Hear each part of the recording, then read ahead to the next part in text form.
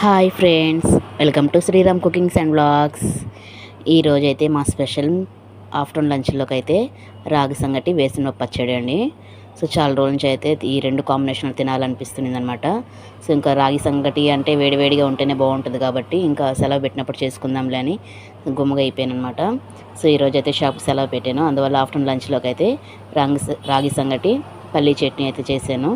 Taste అయితే చాలా బాగుంది, వేడి వేడిగా తింటుంటే చాలా అంటే చాలా బాగుందనమాట. రాగి సంగట్లోకి చికెన్ కర్రీ అన్నిటికంటే ఈ వేరుశనగ పచ్చడి అయితే చాలా అంటే చాలా బాగుంటుందండి. మీరు కూడా ఒకసారి తప్పకుండా ట్రై చేసి చూడండి, కాంబినేషన్ చాలా బాగా నచ్చుతుంది మీకు కూడా. వేడి వేడిగా ఇట్లా సంగటి చేసుకొని ఇలా పచ్చడి చేసుకొని తింటే చాలా బాగుంటుందన్నమాట. నాకు ఈ సంగటి ఇట్లా ముద్దలు చేయడం అయితే రాలేదనమాట, అందుకే మామూలుగా కలిపేసాను. ఒక్కొక్క ముద్ద తింటుంటే మాత్రం టేస్ట్ అయితే వేరే లెవెల్ అని చెప్పచ్చు. ఇంకా చికెన్ మటన్ కూడా దీని ముందు పనికిరాదండి, అంత బాగుందనమాట.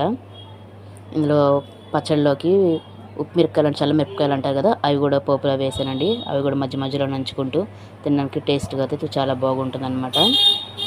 సరే కదా, ఇదే అండి ఈ వీడియో నచ్చితే లైక్ చేయండి, నా ఛానల్ సబ్స్క్రైబ్ చేసుకోండి. బాయ్.